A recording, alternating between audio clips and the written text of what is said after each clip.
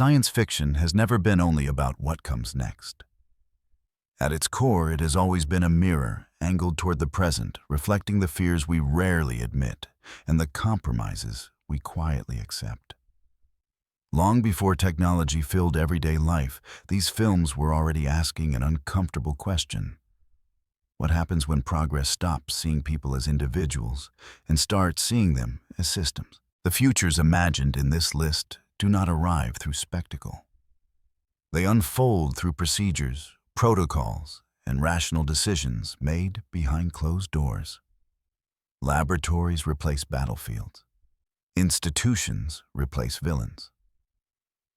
Control is introduced slowly wrapped in language that sounds reasonable: efficiency, safety optimization, necessity. In these worlds, the greatest transformation does not happen to machines. It happens to identity. What makes these stories linger is not their predictions, but their restraint.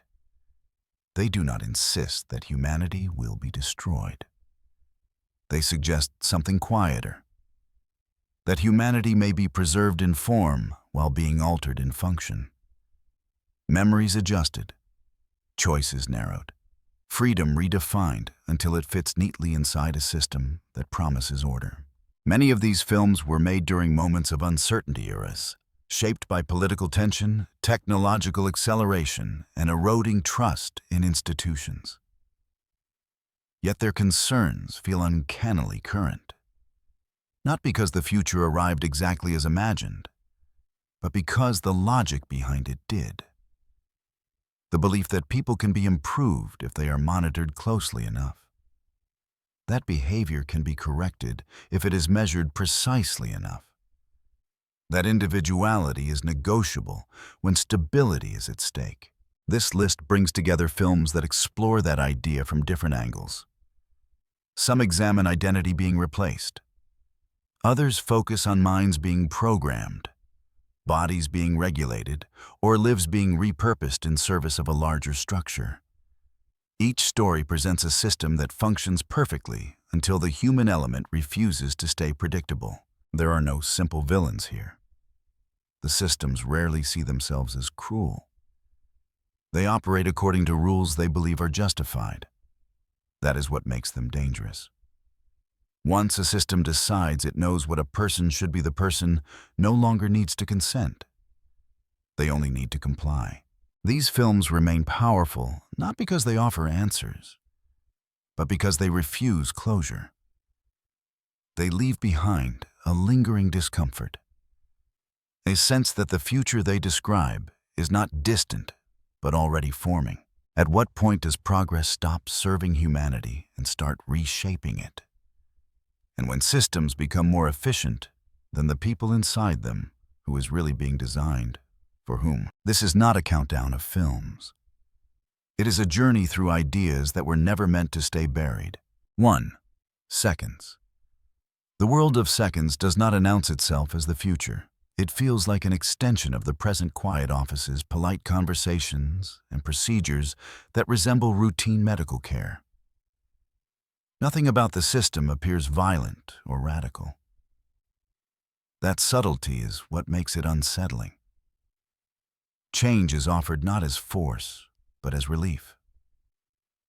The film follows a man who believes his life has already slipped past him. He is approached by an organization that promises something extraordinary: a complete restart.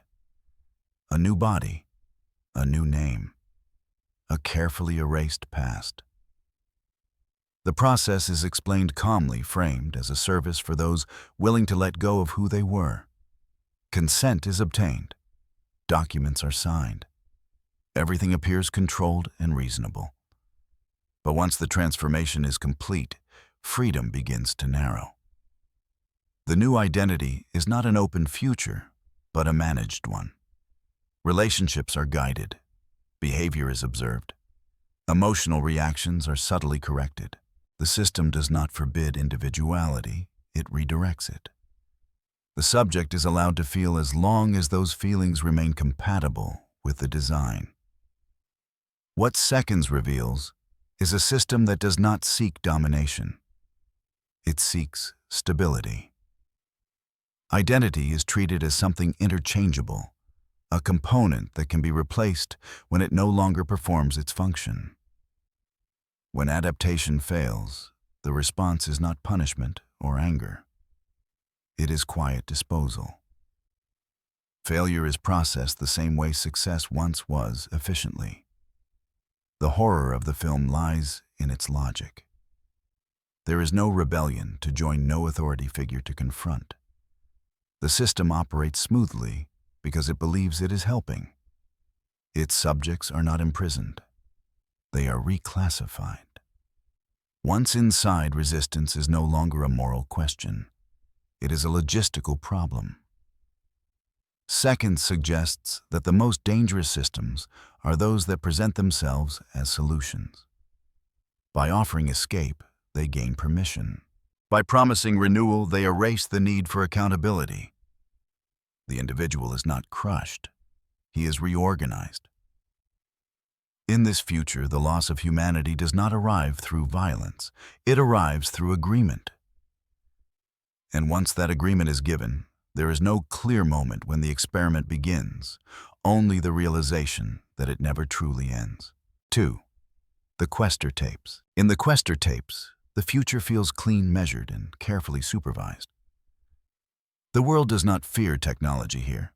It trusts it. Within that trust, a single figure moves quietly out of alignment.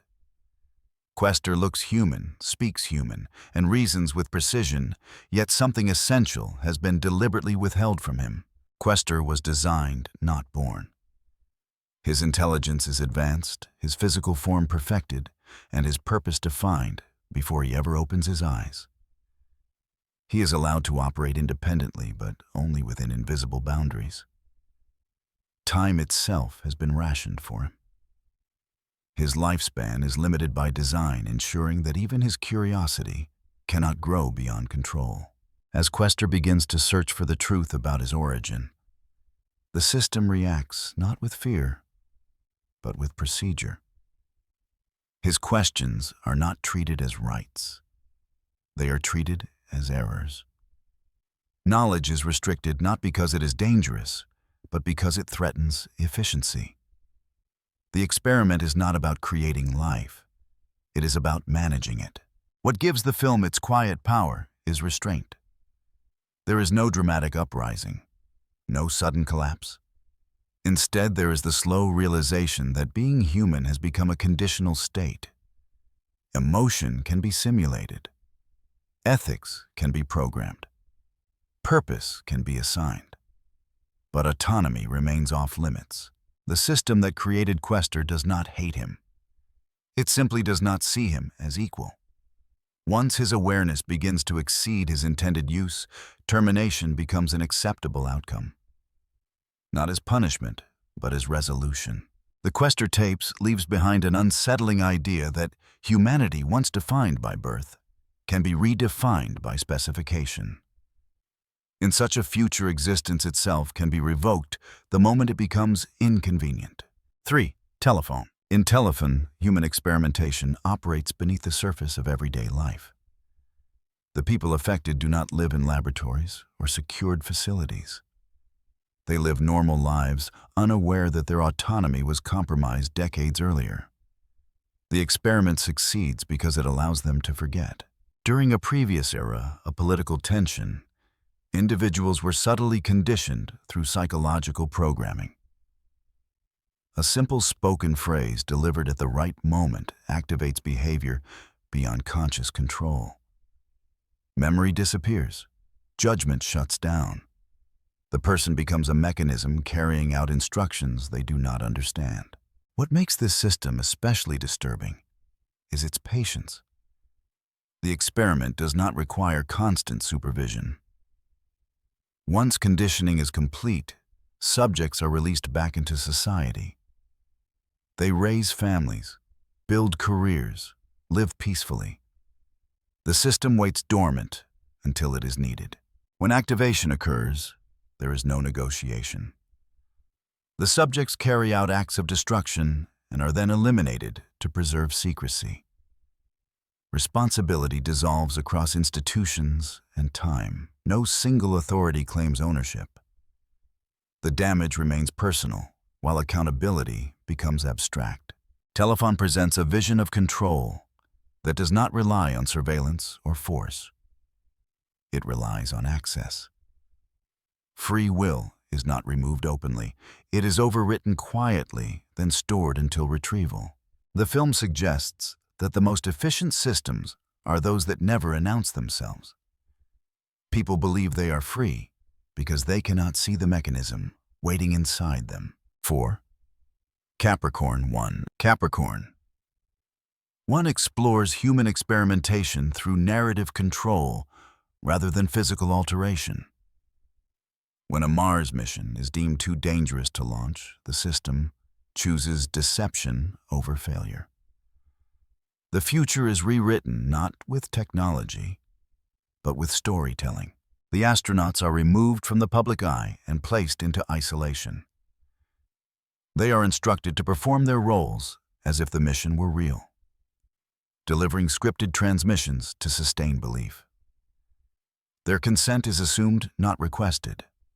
Once selected, their lives belong to the narrative. What begins as containment quickly becomes erasure. The system no longer protects the astronauts. It protects the illusion. Truth becomes expendable. Survival becomes optional. The individuals inside the lie are no longer assets. They are risks. The experiment here is simple and ruthless. How much reality can be replaced before anyone notices? The astronauts are not imprisoned physically. They are imprisoned symbolically, trapped inside a story that cannot afford contradictions. Capricorn 1 reveals a system that values perception over life. People are not modified at the cellular level. They are reduced to props, sustaining public confidence. The film leaves behind a chilling implication. When institutions control reality itself, the human cost becomes invisible. And once truth is treated as optional, people become expendable by design. 5. The Boys from Brazil. In The Boys from Brazil, the future is shaped by obsession rather than innovation. Human experimentation is not driven by curiosity or necessity, but by the belief that history itself can be corrected if repeated precisely enough. The system does not aim to create something new. It seeks to recreate something familiar, regardless of the cost. The film centers on a cloning project designed to reproduce a specific individual. But cloning is only the surface of the experiment. What unfolds is far more invasive. Each subject is placed into a carefully engineered childhood, surrounded by environments meant to mirror a predetermined past. Loss, authority, isolation, and pressure are not accidents. They are variables deliberately introduced. What gives the experiment its chilling quality is patience. There is no urgency, no immediate reward. The system is willing to wait decades to see whether repetition can produce destiny. Individual lives are monitored, quietly evaluated, not for their humanity, but for their resemblance to expectation. Deviation is not treated as failure. It is treated as statistical error. At its core, the film explores a dangerous assumption that identity can be manufactured through structure, that genetics and circumstance, when aligned perfectly, can override choice. In this system, free will is acknowledged only as interference, something to be minimized rather than understood. As the story progresses, that assumption begins to collapse. Despite identical designs, the outcomes differ. The subjects grow into distinct individuals, shaped by unpredictable experiences that resist control. The system's logic unravels not through rebellion, but through variation. Humanity refuses to behave like a formula. The Boys from Brazil ultimately exposes the arrogance behind large-scale human experimentation. It shows how systems built to dominate identity often misunderstand it entirely. People are not templates. They are processes shaped by countless influences no system can fully anticipate. The film leaves behind an unsettling realization. When power attempts to reproduce humanity, it often reveals how little it understands what makes humanity real. The experiment does not fail because it is cruel. It fails because it assumes people can be repeated without consequence. In this vision of the future, control does not collapse under resistance. It collapses under complexity, the one element no system can ever fully contain. 6. Altered states. In altered states, the experiment turns inward. There are no prisons or command structures at first. Only a belief that the human mind can be taken apart and understood if stripped of its filters. Consciousness becomes terrain. Identity becomes something temporary, waiting to be uncovered beneath layers of chemistry and sensation. The film follows a researcher who submits himself to sensory deprivation and experimental compounds in pursuit of an origin point for human awareness. Each session pushes further away from the familiar self. What begins as observation becomes immersion, and immersion slowly erodes distance. The experiment no longer studies the subject. It consumes him. What gives the system its authority is curiosity. There is oversight, but it is fragile. Safety exists only as long as results remain interesting. The moment discovery accelerates, restraint fades. Knowledge becomes justification. The subject is allowed to continue, not because it is safe, but because stopping would interrupt the process. At its core, Altered States explores a dangerous assumption that the self is merely a mechanism waiting to be accessed. Once consciousness is treated as material, boundaries lose meaning. Consent becomes conditional. Identity becomes reversible. The system records transformation without responsibility for what is lost along the way. As the experiment deepens, regression mirrors revelation. The body reacts as violently as the mind, suggesting that the pursuit of origins can undo what evolution assembled. The system does not intervene to preserve the person. It observes to preserve the data. The film leaves behind a quiet warning. When understanding becomes the highest goal, the individual becomes expendable. Curiosity unchecked can dismantle the very thing it seeks to explain.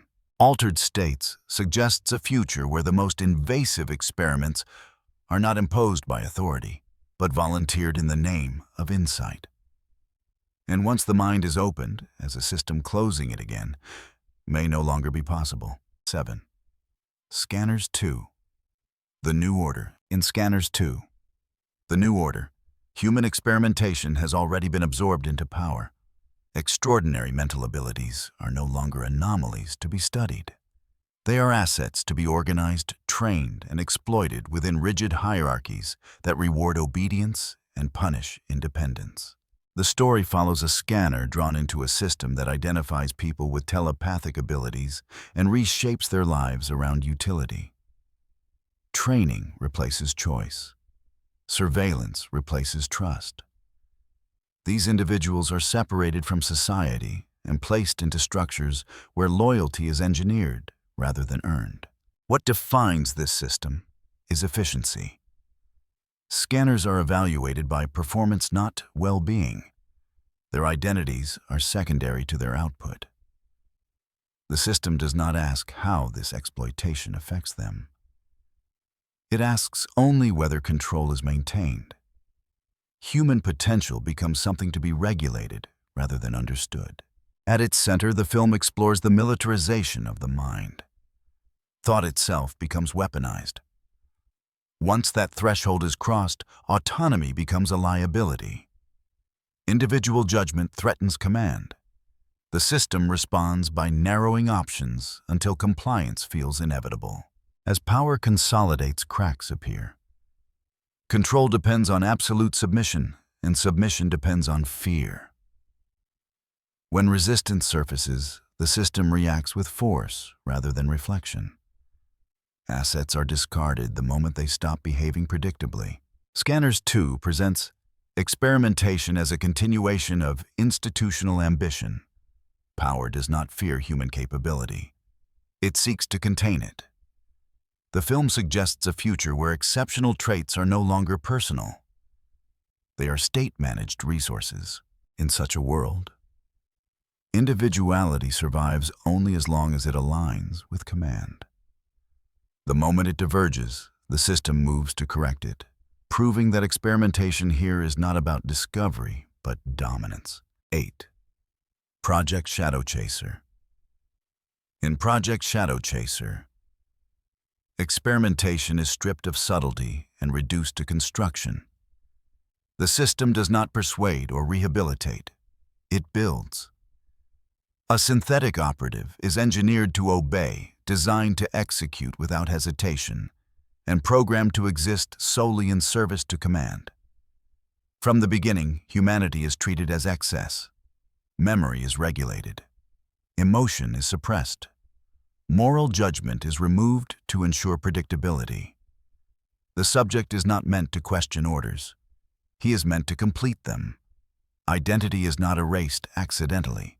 It is excluded by design. What destabilizes the system is something it did not account for.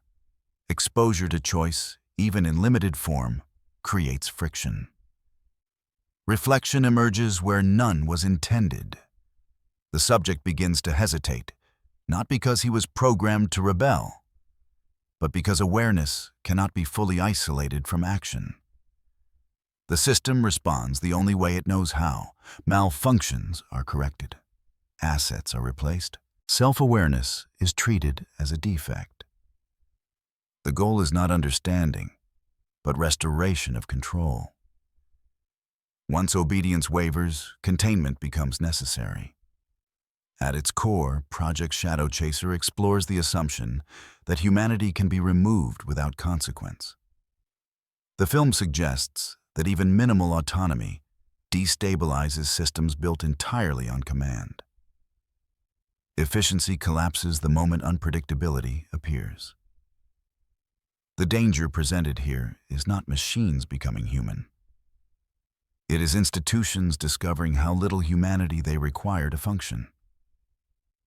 When people are constructed to be used, experimentation becomes manufacturing. Project Shadow Chaser leaves behind a stark image of the future one where control is perfected not through ideology, but through design, and where the smallest trace of individuality is enough to bring the entire structure into question. 9.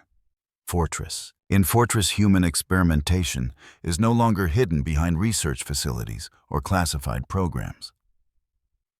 It has been normalized, automated, and embedded into daily governance. Control does not announce itself through ideology. It operates through systems that claim to be neutral, efficient, and necessary. The film is set in a future where population control has hardened into law. Those who violate it are sent to a privately run prison governed by implant surveillance and automated punishment. Every movement is tracked. Every bodily function is monitored.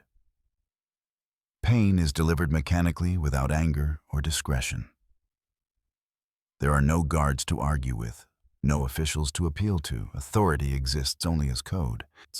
What transforms incarceration into experimentation is how behavior becomes data.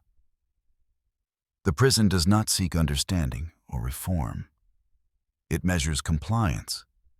Deviations trigger corrections instantly.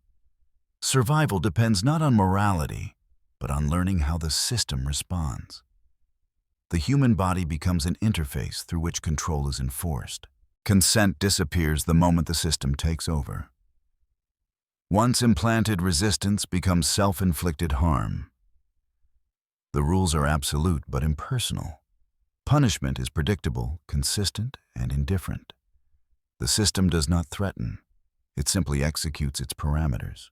At its core, Fortress explores a future where control becomes most effective when it removes human judgment entirely. There is no cruelty in the traditional sense because there is no one left to be cruel. Suffering is processed, not inflicted. The film leaves behind a disturbing implication. When systems regulate people rather than govern them, experimentation never ends. It becomes the environment itself. And in such a world, freedom is not taken violently. It is engineered out of existence. 10. Cyborg. In Cyborg, human experimentation emerges not from order, but from collapse. Civilization has already failed. Institutions have vanished. Yet systems remain reorganized around scarcity and survival. In this landscape, information becomes the most valuable resource left, and the human body becomes its container. The film centers on a cybernetically enhanced woman whose memory holds data capable of rebuilding society. That knowledge strips her of autonomy. Protection becomes possession. Survival becomes conditional. She is no longer treated as a person, but as infrastructure moving through a hostile world. What defines this form of experimentation is its pragmatism. There are no ethics committees, no justifications beyond necessity. Whoever controls the data controls the future. Groups pursue her not out of hatred, but calculation. Humanity becomes secondary to function. Unlike institutional experiments, this system adapts fluidly. It reshapes itself around opportunity. The body is valued not for life, but for what it carries.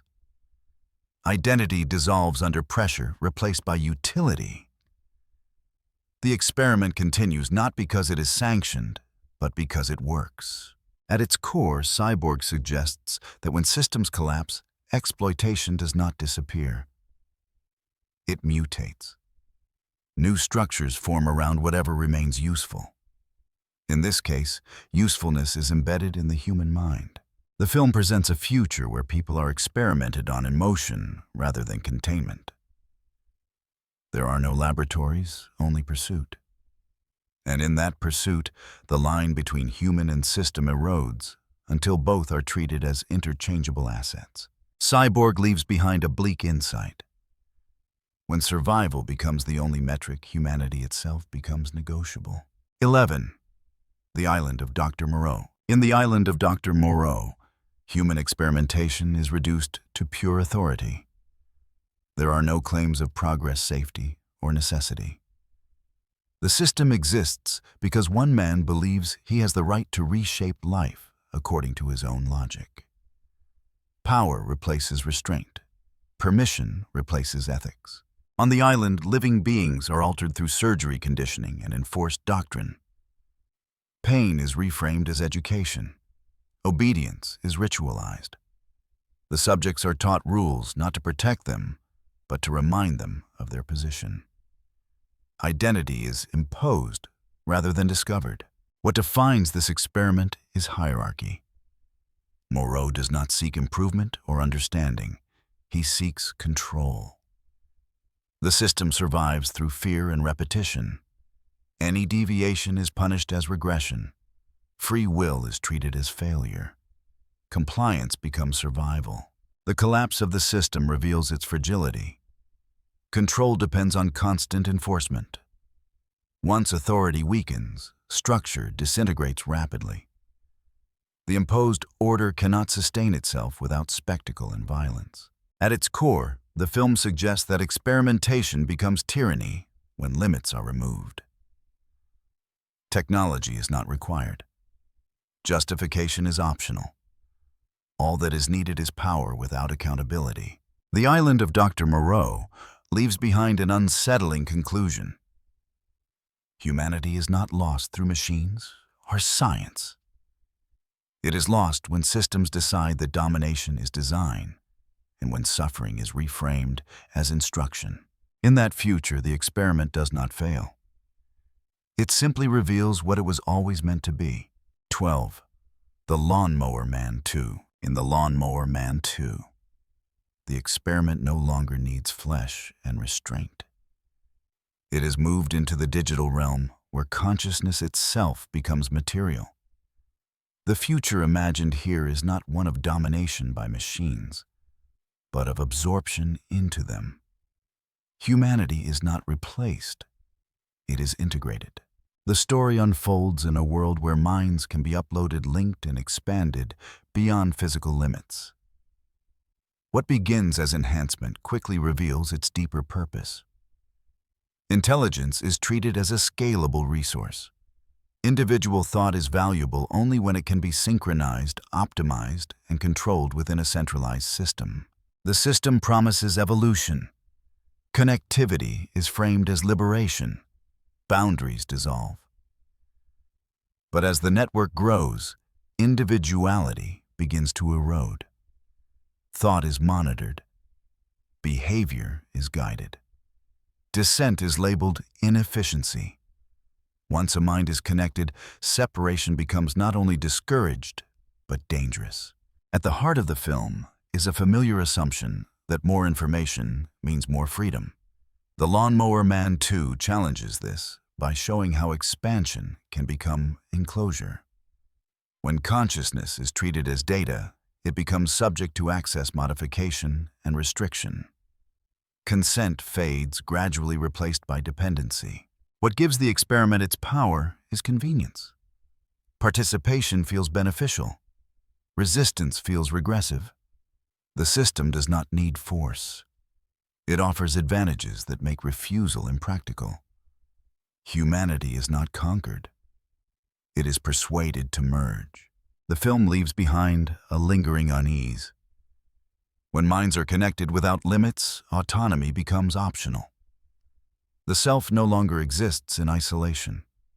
It exists as part of a structure that decides how thought flows and where it ends. The Lawnmower Man 2 suggests a future where experimentation no longer alters the human body. It dissolves the human boundary entirely. Once identity is distributed across a system, there is no clear place left to stand apart. And without separation, resistance loses its meaning. 13. Cube. In Cube, human experimentation exists without intention, without oversight, and without explanation. There is no visible authority and no clear objective. The system does not justify itself. It simply operates. That absence of purpose is what makes it terrifying. A group of strangers awakens inside a vast mechanical structure composed of interconnected rooms, each governed by hidden rules.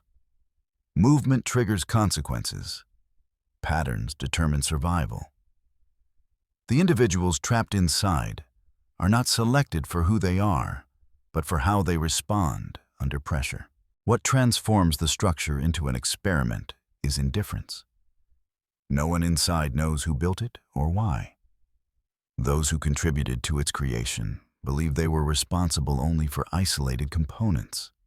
Accountability is fragmented until it disappears entirely. The system exists because no one claims ownership. As fear escalates, human behavior becomes the data. Cooperation, suspicion logic, and violence are all measured through outcome. The structure does not intervene or adapt. It observes passively, allowing people to turn on each other within its constraints. At its core, Cube presents a future where systems outlive their creators. Once built, they no longer require justification. They continue because stopping them would require responsibility that no one is willing to accept. The experiment persists not because it is valuable, but because it is autonomous. The film's most unsettling idea is that cruelty is no longer necessary. Suffering emerges naturally when people are placed inside systems they cannot understand or escape. The structure does not need to be malicious. Its design is enough. Cube leaves behind a bleak realization. When experimentation becomes decentralized, it becomes permanent.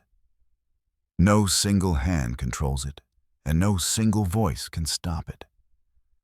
In such a future, humanity is not oppressed by intent, but by inertia. 14. The cell. In the cell, the experiment crosses its final threshold. Technology no longer observes behavior or regulates bodies. It enters the mind itself. The human psyche becomes a landscape mapped, explored, and altered from within. The film follows a system that allows investigators to enter another person's consciousness in order to extract information. The justification is urgent and persuasive. Lives are at risk. Time is limited. Consent becomes secondary to outcome. What matters is access. Once inside, the mind is no longer private. Trauma memory and identity are exposed as navigable spaces. The subject is immobilized, reduced to an environment rather than a person. One consciousness intrudes, the other endures. What defines this experiment is imbalance. Power flows in a single direction. The one who enters controls the exit. Observation becomes influence. Healing becomes manipulation. The line between understanding and violation dissolves. The system frames this intrusion as necessary, even benevolent. But as boundaries erode, it becomes clear that intervention reshapes what it encounters. The mind adapts to the presence of an observer. The experiment does not simply reveal identity, it alters it. At its core, the cell confronts the last refuge of autonomy. When thought itself becomes accessible, privacy ceases to exist. The self is no longer protected by invisibility. It becomes another system to be managed. The film leaves behind a haunting implication. Once technology can enter the mind, control no longer needs force or surveillance. It only needs permission. And in moments of crisis, permission is easily given. In that future, humanity does not lose its body or its voice. It loses its inner boundary. And once that boundary falls, there is nowhere left to hide. 15. Fortress 2. Re-entry in Fortress 2.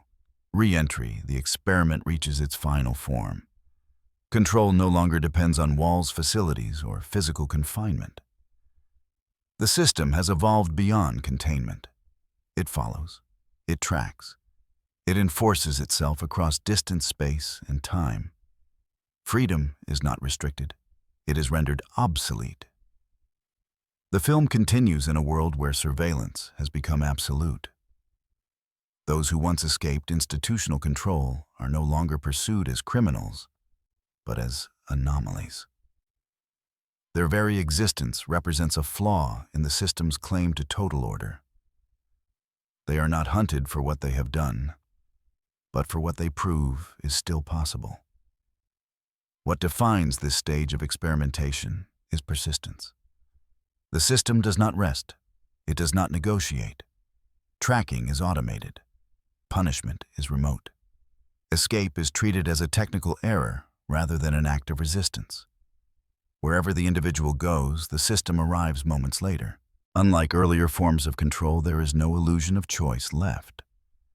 Compliance is not encouraged, it is assumed. The system no longer needs prisons because it has expanded into an environment. Control is enforced through reach rather than restriction. At its core, Fortress 2 presents the endpoint of people turned into systems. Once monitoring becomes universal, experimentation no longer seeks understanding. It seeks permanence. The human being is no longer a subject to be studied, but a variable to be stabilized. What makes the film resonate is its inevitability. The system does not escalate out of cruelty. It escalates out of completion. Every weakness has been addressed. Every gap has been closed. Resistance survives only as a delay, not a solution. Fortress 2. Re-entry leaves behind a chilling conclusion. When systems become total, freedom is no longer taken away. It simply stops existing as a meaningful concept. The experiment does not end in collapse or revelation. It ends in quiet enforcement, endless, efficient, and unquestioned. Looking back across these 15 films, a pattern slowly takes shape. Not a single future, but a shared trajectory. One where systems grow more confident, more efficient, and more convincing, while the space left for the individual quietly contracts. None of these worlds collapse overnight. They stabilize, they optimize, they explain themselves until resistance sounds unreasonable. What connects these stories is not technology itself, but the moment when people are redefined, when identity becomes adjustable, when consent becomes procedural, when freedom is reframed as inefficiency. Each film captures a different stage of that transition, from subtle management to total enforcement, from voluntary participation to unavoidable integration.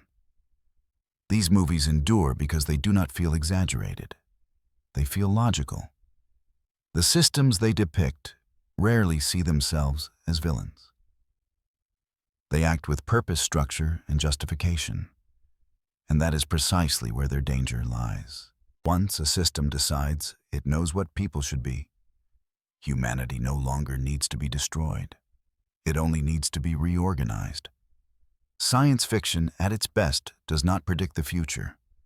It reveals the direction of our thinking. These films asked their questions early, when answers still felt optional. Today, those questions feel heavier, closer, and harder to dismiss. So the final reflection is not about which future is most frightening, but which one feels most familiar. If a system promised safety, stability, or progress at the cost of individuality, how much would we be willing to give up before we stopped calling it an experiment?